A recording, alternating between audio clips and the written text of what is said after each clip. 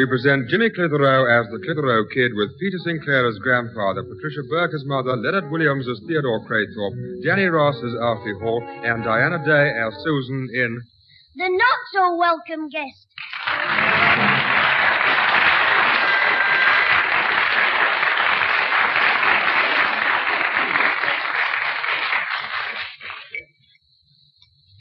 Here's a cup of tea, Mr. Craythorpe. Oh, that's very kind of you, Susan. And yours, Grandad. Thanks, my dear. You said Mrs. Clitheroe left only 5 minutes ago. And it's a pity you didn't get here sooner, then you'd be gone as well. Pardon? He means you could have walked down to the shops with her. Oh, I see. What's he doing up there? Who? Jimmy is up the stairs. It sounds as though he's coming down and bringing the ceiling with him. He's in my bedroom. Excuse me while I go and see what he's up to. He was at the zoo yesterday. You'll probably find he's boarded one of the elephants. That's right. Joke about it. They ruin him in this house. He can get away with anything just because he's a boy. If he's throwing my things about, I'll throw him. What are you doing? Hey, yo! Oh, you little... Why don't you look where you're going? Me? I walk in my own bedroom and you hurl yourself at me. I was doing somersaults over the bed. I'm practicing for the gym display at school. Well, you're not using my bed.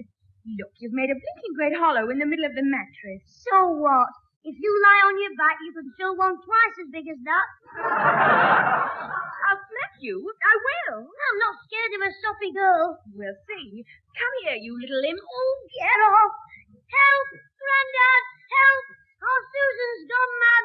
Send for the vet. Oh, no. You're not scared, crouching behind a bed like a frightened mouse. Oh, yes. Well, this mouse has got a pillar, so you better watch it, or the cat'll get herself a smack in the puss. You wouldn't dare throw that pillow at me. No. I'll give you 3 to get out of this room. 1. Are you going? No. 2. I mean it. Go on. 2.5. It's your last chance. I'm not moving. Right. 3. Ooh, heck, it's gone. Now you've done it. Wait till I tell Mother you threw a pillow out of the window. It was your fault you moved. Where's it gone? Oh, it's on the coalhouse roof. Mother only put that pillowcase on this morning. It'll be black now. Well, when you put your head on it, it'll make your face look clean. Anyway, I've only got to get the ladder and it'll be down in 2 ticks. Grandad said that ladder's dangerous. He was creaking like mad when he was on it yesterday. No wonder with his weight on it. Don't forget he's got a built-in barrel. I'll get Mr. Craythorpe to go up. I bet he doesn't weigh more than 6 stone wringing wet. Anyway, it's got nothing to do with you. Who goes up with that? You all spoiled, Grandad. You treat it as a joke, and Mr. Craythorpe goes out to climb up and get the pillow for him. No, Susan. It was only a boyish prank. Do Craythorpe good to get a bit of exercise. Susan, have you got something Mr. Craythorpe can put on to keep his clothes tidy? Hasn't he got that pillow down yet? Got it down. The way things are going, it'd be quicker to make Susan's bed on the coalhouse roof. Honestly, you'd think he was climbing Mount Everest. You are ungrateful. All right. Look, he can't reach the pillar from the ladder. He'll have to lay across the roof. So he wants something to put over his suit. Your apron will do. He doesn't want to wear an apron. Why not? He was wearing one the other day when I called at their house. He was cooking the dinner. Well, that's because his sister is away for a fortnight. This was before his sister went away. She was in the garden chopping wood. Oh, here you are, then. Take the apron. Theodore will be glad when his sister does come back. Why, is he running short of wood? No, he's having to run away from Mrs. Eccles. Fatty Eccles? Well, he won't have to run so fast to lose her. What a size! She dashed after a bus the other day, and her feet were on the platform for 2 minutes before the rest of us stopped running. Aye. But she's a widow looking for a second husband. And they always say... Grandad, you don't want to be telling him things like that. He's only a child. Oh, Grandmama, what a big mouth you've got. Aye, you're right, Susan. I just didn't think. Now, off you go, Jim, and take that mountaineer his apron. Oh, heck, I forgot Sherpa Craythorpe was still up his ladder. Here you are, Mr. Craythorpe. I borrowed an apron for you. You had time to make me one. Here, tied behind my back. Thank you. Now hold the ladder. Right, Mr. Craythorpe, up you go. I don't know why I let you talk me into these things, Jim. There, got it. Here, catch the pillow. Right, throw it. Thanks, Mr. Craythorpe, you're a pal. Hold tight, Jim. I'm coming down the ladder now. I'll just go and show Scraggy Annie that the pillar's safe. Here you are, nuisance. There's your blinking pillar. Thank you for nothing. Now, Susan, you've got it back, and it's not marked very much. She's got no manners, Grandad. I'll thank Mr. Craythorpe, not you. Where is Edmund Hillary? He's coming down the ladder. Oh, heck, I've got to hold it while he comes down.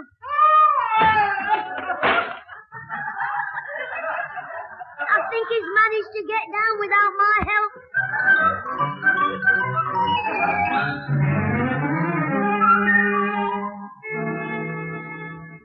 Is there anything else I can do, Mother? No, thank you, Susan. Theodore's resting quite comfortably now. In fact, he looks as though he'll be asleep in a moment. Has the doctor gone? Yes, Grandad's just taken him downstairs. He says Theodore will have to be in bed for at least a week. If it was anything to do with me, Jimmy wouldn't be able to sit down for a week. Well, it isn't anything to do with you, Nosy Parker. Now, Jimmy, don't you start again. Susan's quite right. You deserve a good spanking. And Grandad would have given you one if Mr. Craythorpe hadn't stuck up for you. Well, I'm letting Grandad have my bedroom, and I'm sharing with Mr. Craythorpe. And that spare bed's lumpy, you know. Oh, what a shame. For a whole week, the poor little boy will miss his beauty sleep. From the look of your mug, you've been missing yours for years. If you started me once more... All right, that's enough. Mr. Craythorpe's resting in the bedroom there. That's right, Mum. You tell her. I'm telling you both. I wasn't shouting. It was loudmouth Lizzie here. Now then. Well, what are you up to now, Jimmy? Well, I like that. I get blamed for everything. If Susan hadn't come up to the bedroom in the first place, I wouldn't have thrown the pillow at her. That's enough, Jimmy. All right now. Calm down now. Go to your bed. Nobody likes me. Stop trying to get sympathy. I suppose you say it was my fault for not closing the window. Yes. Or better still, instead of closing the window when I threw the pillow, you could have opened your mouth and swallowed it. Jimmy, you said enough. Now, go on, off you go. Oh, Mum, it's early You yet. heard your mother. Go on now. Oh, Off to bed. I'm going. Good night, Mum. Good night. Good night, Jim. Good night, Grandad. Susan, good riddance.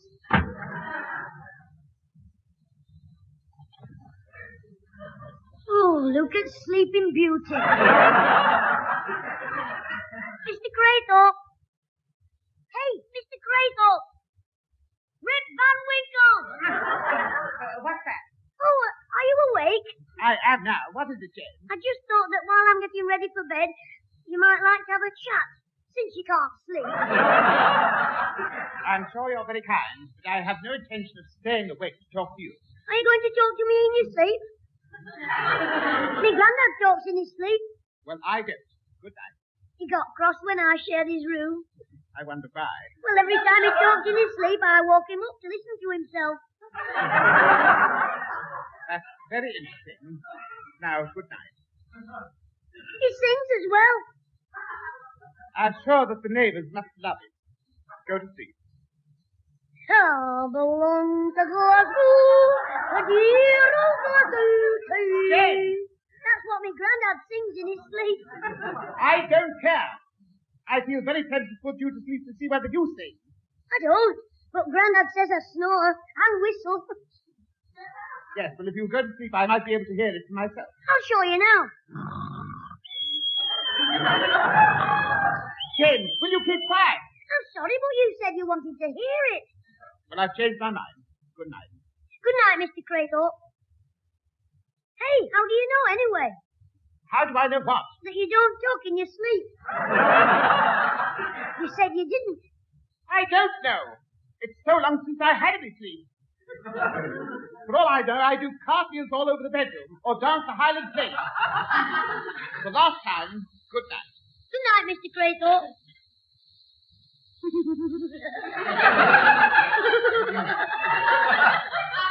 What now? Are you flying on a feather? No, I was just thinking of you doing the Highland fling in your nightshirt.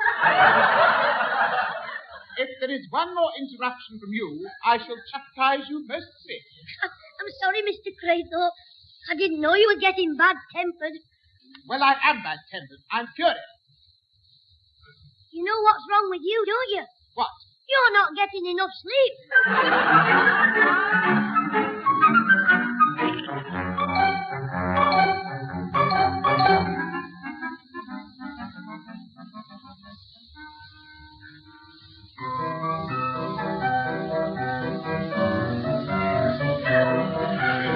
Oh, Pat, how long is that noise going to go on? Now, Father, it's very kind of Theodore to help Ginny with his music lessons.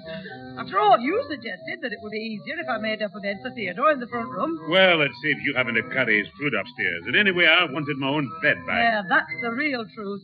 All right. I'm going down to the shops, but I don't want you going in there while I'm out. Oh, that'll be off the hole for our Susan. I'll let him in on my way out.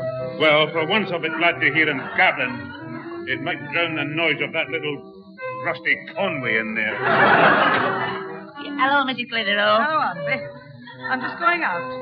Would you like to go on in the living room and chat with Mr. Sinclair? Susan's upstairs, but she won't be long. Yeah. I suppose that piano pounding means Mr. Graythorpe's still with you, so I expect I'll have to take your Susan out again, because it's no use going in your front room when he's on our sofa.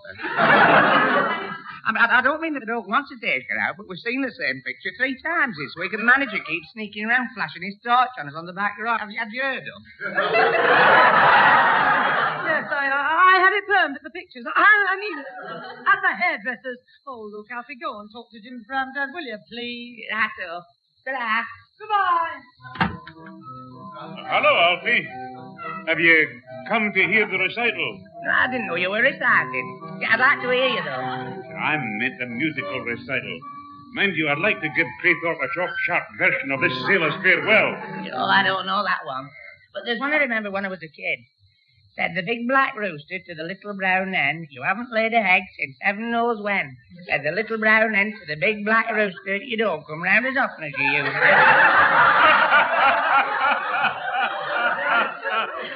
Oh, Alfie, that's the first laugh I've had since Craythorpe fell off that ladder. Oh, no, I can't stand any more. Jimmy, come here. Are you all right, Mr. Sinclair? I'm now. What do you want, Grandad? Peace and quiet. Now sit down. I've had all the music I can take. It just goes to show music doesn't always soothe the savage beast. Carry on, Jim. I'd sooner have your funny little cracks than hear you murdering an innocent piano. Well, I don't want to do the blinking piano practice anyway. It's crazy Otto in there. I'd like to stick his conch in the piano wires. I think we'll all be glad to see the back of it. What's that? It's Mr. Whittle tapping on the window. Oh, no. Well, that does it. I couldn't stand laughing boy Whittle on top of everything else. Well, I'll have to let him in, Grandad. You're all right, but I'll get my coat and you can let me out at the same time. All right, Grandad. Oh, there, me little whacker. Hello, Mr. Whittle. Come in. Ciao very much, Jim. Hey, Jim, I seen your man up the road, and she tells me you've got a casualty in the house. Yes, it's Mr. Craythorpe, and he's not the only one.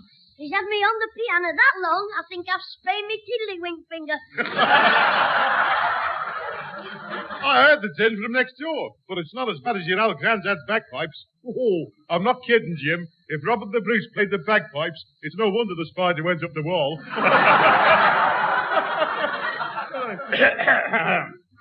Hello there, Whittle.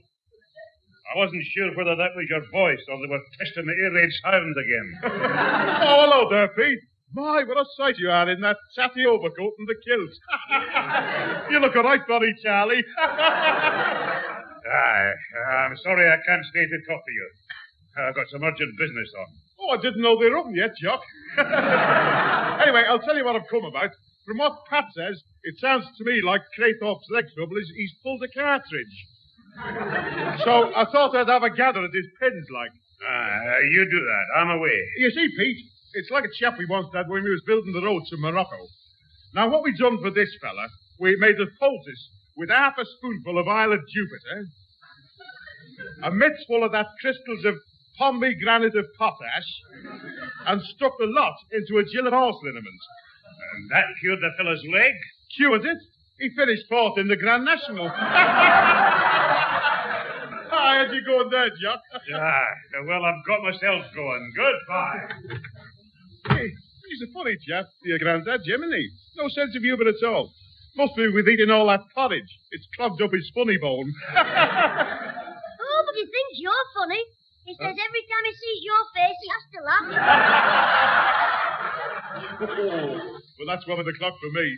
Well, it's only tit for tat, or as the French say, salve-latterly. But seriously, Jim, I'd better take a look at that guy to Clitheroe, because I might be able to sort of elevate his suffering. Well, I wish you would. He's driving me mad with his grumbling. James, my pillow's all straight. Draw the curtains, James. The sunlight hurts. James, hand me my clean bed socks. James, my hot water bottle needs filling. So I filled it. With boiling hot water. I thought this'll warm thee. And it did. I slipped it under him while he was lying on his side reading, and he sat on it. Ooh, I can still see the mark of his hair cream on the ceiling. Well, if his trouble's what I think it is, Jim, in no time, I'll have him leaping round that room like Anson Zuli, doing one of his pirouettes and then 3 chats. Oh, just a minute while I answer the phone. That's all right, Jim. The victim's in the front room, isn't he? Yes. Well, I'll just tootle in and make with the owl massage. Hello. Is that Clitheroe? No, this is the rest home for sick cats and Clitheroe. I have a message for you. What is it? Meow. What? This is Mrs. Eccles here. Oh, Fatty Eccles. It's Jimmy Clitheroe speaking. I'm ringing up about poor Mr. Clitheroe. How is he? Is he being looked after? He's being taken care of at the moment. We've called in Dr. Whittle from the slaughterhouse. Is there anything I can do to help? Oh, there you are, Jimmy. I'm onto something with Fatty Eccles. Mrs. Eccles, I want to talk to you about Mr. Clitheroe, so I'll pop round. Well, give me a few minutes, because I'm not at home. Our phone's out of order, and I'm stuck in a call box. Well, why don't you dial the fire brigade? They'll get you out. You what? Oh, nothing. See you later. Ta-ra. What were all that about? Alfie, I've just thought of a way to get rid of Mr. Clitheroe. Yeah, well, I should do it now while he's still alive. There's blue murder going on in that front room. What? Oh, yes, Mr. Whittle. Come on, I don't want to miss this. Just push the door open a bit. For the last time, take your hands off me, you subhuman bulldozer. I'll just keep still, Theo. Now, tell me, does this hurt when I thump it? Ow! Oh, the pain, the agony, the torture. Now, don't get hysterical. Just tell me, does it hurt? It's like a thousand devils sticking red hot needles in me. Ah, well, it's a bit of fluid on the back of your heels. It's what we call a chili tender. It wants draining up.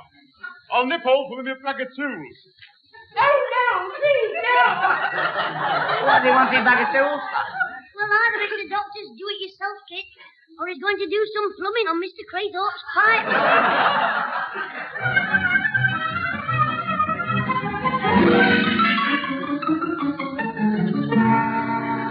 Oh, my leg. It's still throbbing. James, don't ever allow that all-in wrestler in here again. I'm sorry, Mr. Clitheroe, but he is our neighbour, and we all like him, especially Mum. Oh, really? I suppose that in her eyes I don't come up to Mr. Whittle's standards. Why not? If you're an animal lover, a mouse is no different from a lion. There's no need to be facetious, James. You may be indifferent to my suffering, but at least your mother isn't. Oh, no. She wants you to get better as quick as you can. I'm sure she does. Yes. This morning she said, the sooner Theodore's fit enough to leave this house, the better. James, are you speaking the truth? Well, it was something like that. And she doesn't want you to worry about staying here a long time. She said, it's not costing you anything. Really? Well, I'm sorry your mother thinks I'm such a burden to her. If she objects to having to cook for me and look after me, it gives me no satisfaction whatever. I have no wish to remain under this roof when inconvenience is being caused. No wish at all. I don't know what's got into Theodore, Father, but I must say I don't like his attitude. Well, don't tell me he's ungrateful after all you're doing for him. Well, that's the way it seems to me. I wouldn't care, but he never complains to me. It's all done behind my back. Jimmy's told me some of the things he said about me thinking he's a burden to me, and I won't be able to laugh at him much longer. And when he says that my cooking gives him no satisfaction whatever, well, that's the limit. Look, why don't you let me go in there? I'll soon drag that little silkworm out of his cocoon. No, Father, this is my problem, and I'll deal with it in my own way. I'm going to take this cup of tea into him right now. And if he so much as hints at his feelings, I shall have it out with him. And I noticed, James, that your mother usually brings me a cup of tea about this time. But tonight it appears I've had it. Well, perhaps she's doing it for your own good.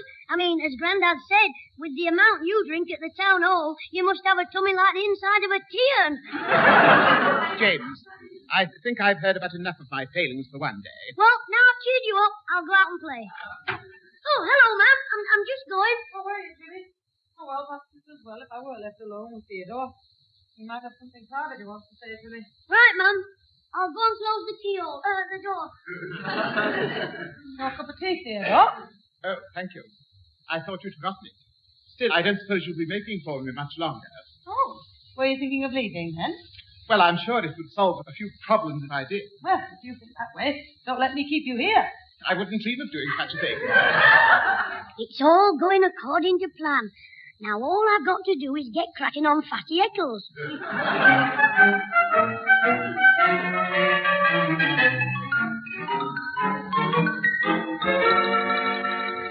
So you see, Mrs. Eccles, I'm sure Mr. Craythorpe's not happy with us, is he, Alfie? Well, I can't really. There you are, Alfie agrees with me. That's why we've come round to see you.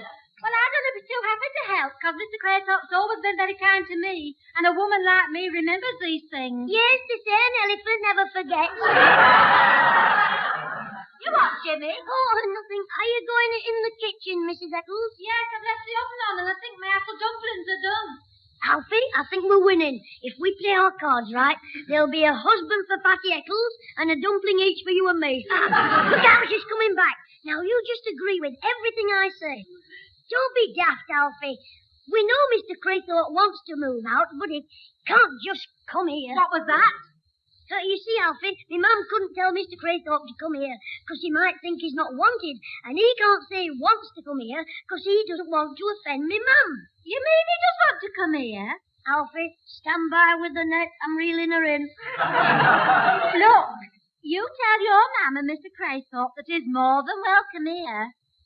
I'll get the spare room ready and call for him in a taxi after dinner tomorrow. Good. I'll tell him at home. You were right, Jim. It's whale meat for supper tonight. Here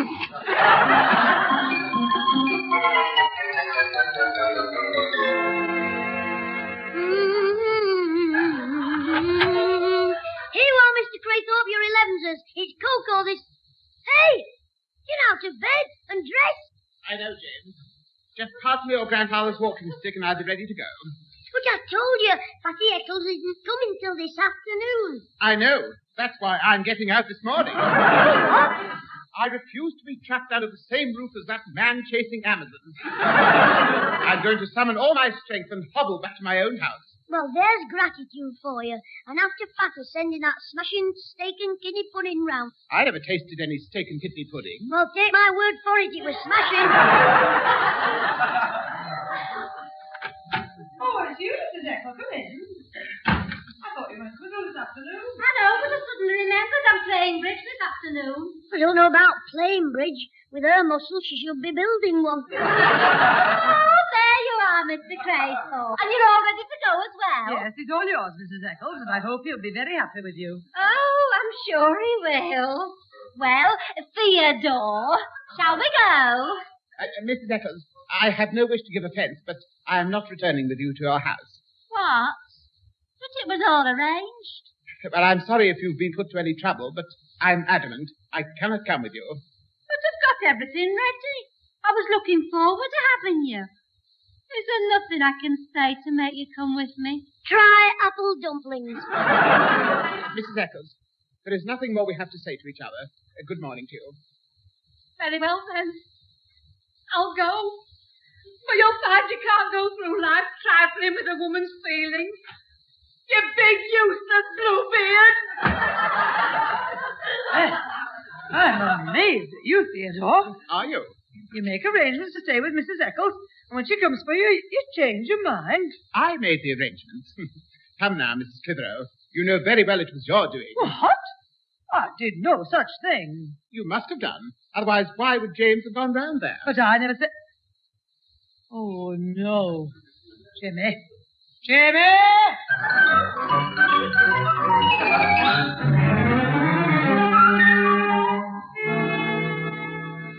I don't like seeing you leaving us like this, Theodore. Are you sure you want to go? Mrs. Clitheroe, I appreciate most sincerely the fact that I may stay on. But now I'm on my feet, I really feel much better. I shall be all right. Did you fix everything up on the phone, Theodore? Yes, my neighbour will take me to work every day in his car, and his wife will prepare my evening meal for me. And I shan't be going anywhere at night. I shall just sit by the fire with my leg up. But where? The chimney? Now, that'll be enough from you, Jim. If Theodore hadn't pleaded for you, you'd have had the hiding of your life. Oh, there's the taxi, Mr. Craythorpe. I'll help you down the garden path before my granddad leaves his footprints on my sit-upon. Well, cheerio, Mrs. Sinclair. Cheerio, Mrs. Clitheroe. Bye, Theodore. Take care of that leg. Just lean on my shoulder. That's it. Come on. Give me taking for a tata. That's how with the goldfish fun. Oh, that boy is a real expert at causing trouble. Yeah, well, he should be. He's had enough practice. Ma'am! What happened? Put the sheets back on the bed, ma'am.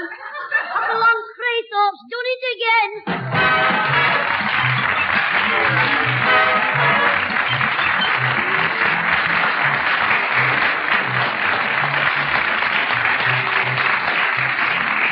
Those involved with the Clitheroe Kid this week were Peter Sinclair, Patricia Burke, Leonard Williams as both Mr. Whittle and Mr. Craythorpe, Jenny Ross, Diana Day, and Betty Albert. The recorded program, written by James Casey and Frank Roscoe, was produced in the north of England by James Casey and starred Jimmy Clitheroe as the Kid himself.